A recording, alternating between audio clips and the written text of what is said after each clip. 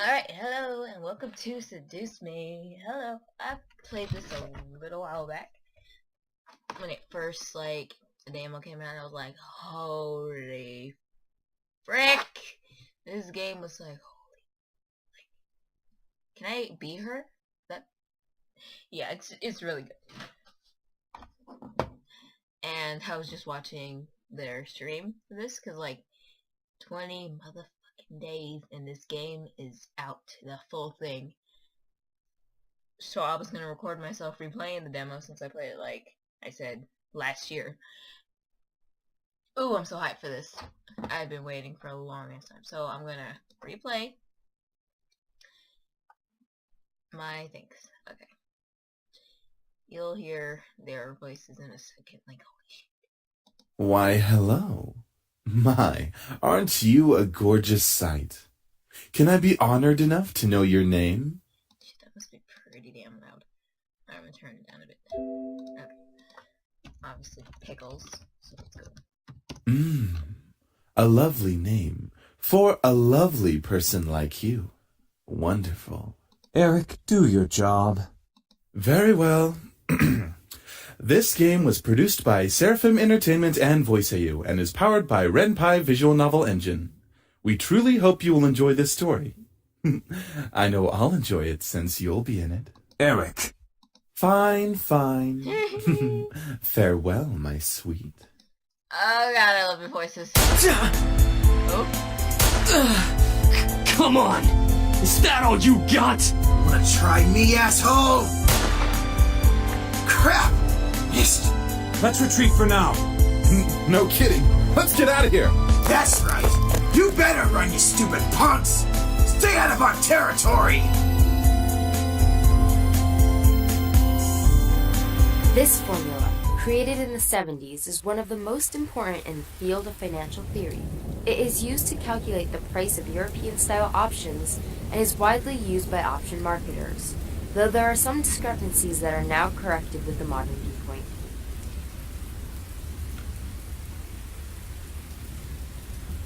Okay, you see how fucking awesome this visual is? You see it? You see your eyes? How pretty her hair is? Okay, I'll go ahead and read this part. Rain. It's been a long time since we've gotten rain around here. That is the season for rainy weather, so it's not exactly that surprising. Personally, I love the sound of it. The way of raindrops fell, like the soft tapping of fingers. It was so soothing. Even looking at their droplets hit the glass of the window was strangely calming. For this reason, I felt lucky to have a seat next to the window, though I did spend more time staring outside than I did paying attention to class. The lectures in class were pretty boring, for all I know. Miss Phillips' voice wasn't sort of boring. What the hell is that word? But I just wasn't interested in what she was saying. And since it was a period right before lunch, all I could think about was doing other things in my free time.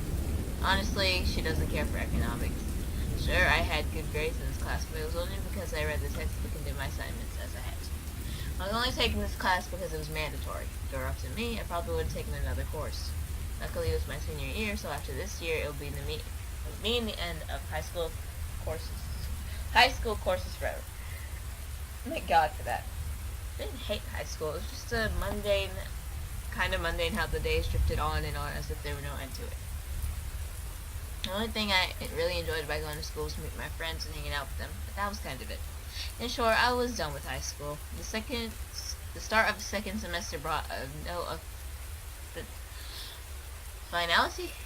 Words? I don't to it.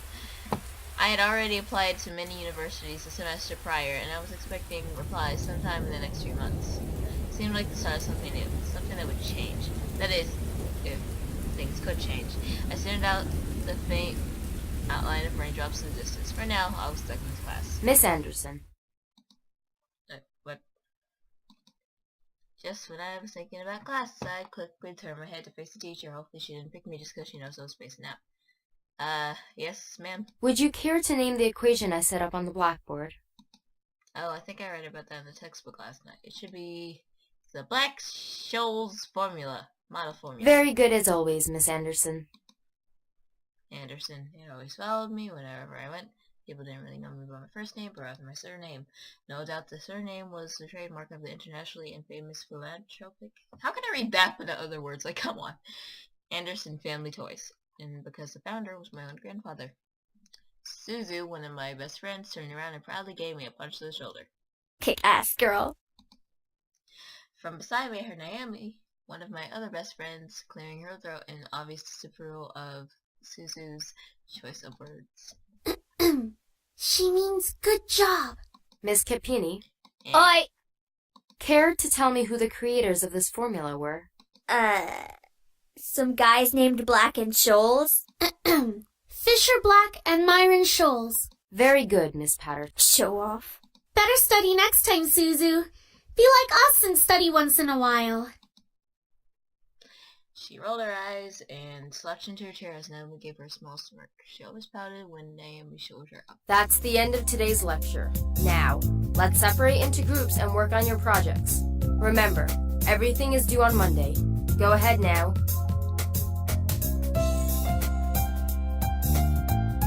Now let's group together in a little share. It's a share of stroke of luck, but we all managed to be in the same class, so we had to at least take the opportunity and stick together as much as we could. Besides, we were most comfortable around each other than, say, compared to being around any other class. It just made sense for us to put our heads together for any kind of project.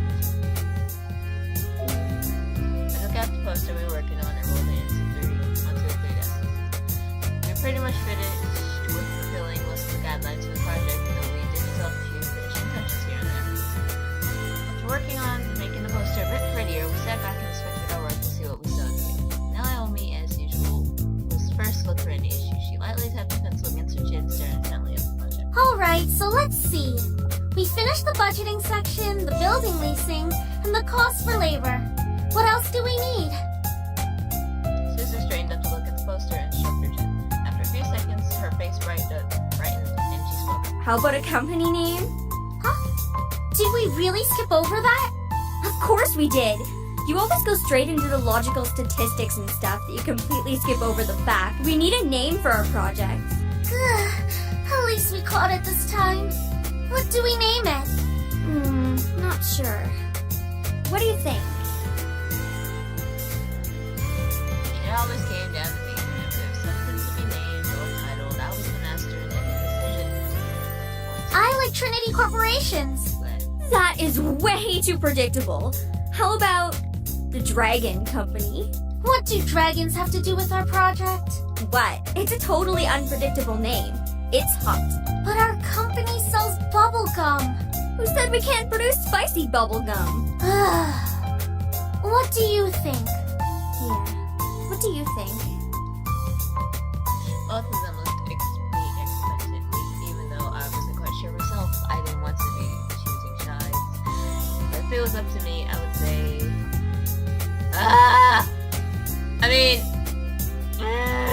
I kinda like Suzu better, but like, Trinity Corporation sounds way better.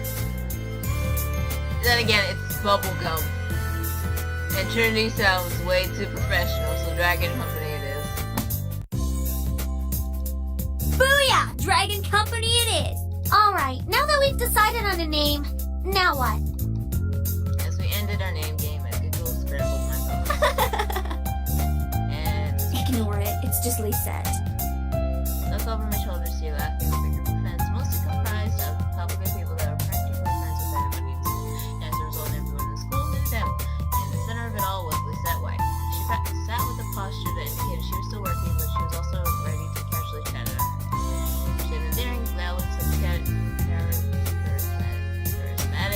and awkward, which was readily apparent when she first talked to someone. It was easy to make her smile and laugh. She was quite the comedian as well. Basically, she was perfect. She was like a robot or something, but she was the student that everyone else wanted. Lisa was bright, easygoing, and above all, had a future laid out right in front of her. Unlike the average student, she knew what she wanted after high school, and as a result, she was confident and ambitious, so sometimes they could rub a lot of people in the wrong way. Moreover, I had known her ever since I was young, but it ultimately resulted in a rivalry that continued today. Of course, my friends knew that it was between us, and upon seeing a glance at her, they should deserve She doesn't even look like she's working, in my opinion. She probably is, but she's too much of a stuck-up priss to allow herself to look like she's actually doing work. Oh, come on, Suzu. She may be a little off-putting, But she's not the giant priss that you're making her seem to be. Haha, considering you're one. The day she isn't a priss is the day I turn into you. What's that supposed to mean? Never mind. It's about time. Let's bail. Unsurprisingly, Susan was the first off the class to receive her backpack with the on her shoulder as she crinkles her Her seat isn't even closest to the exit, and she always manages to be the first one out of the door. I don't think I'll ever understand that. Yeah, shoot.